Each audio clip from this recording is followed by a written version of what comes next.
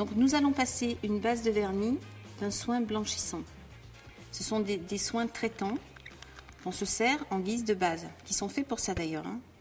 Alors tu peux en avoir pour des ongles dédoublés, tu peux en avoir pour des ongles jaunis, c'est cette base. Tu peux en avoir pour des ongles striés, ça veut dire que ce sont des bases qui vont unifier l'ongle, tu vois. Et tout ça va t'aider à passer le vernis ensuite. Ne jamais oublier la base, d'accord? Ça c'est très important. Alors Stéphanie, après avoir passé la base sur cette main, je vais te proposer une autre version de Tenu & Strong Pro qui est dans les tendances de couture et de fashion, qui est gris. Alors ça peut être surprenant, mais tu vas voir, le résultat est assez bluffant au niveau de la laque que ça donne, tu vois, et du rendu.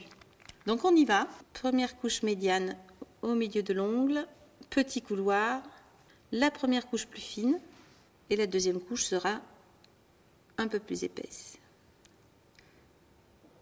Et avec ce pinceau, c'est vrai que ça aide beaucoup à l'application. Elle suit très bien la forme de l'ongle. Alors c'est peut-être étonnant parce que quelquefois tu te dis un pinceau rond c'est moins facile qu'un pinceau plat et pas du tout. Ça peut être le nouveau noir par exemple. Parce qu'on a mis beaucoup de noir pendant pas mal de temps là. On repart à la deuxième application. Toujours petit couloir. Hop.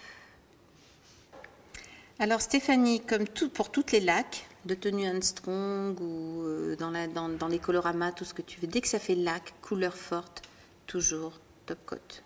Ne jamais oublier protège vernis. Et en plus, tu vois, le gris, avec le protège vernis, ça va te donner encore plus de profondeur et plus de brillance.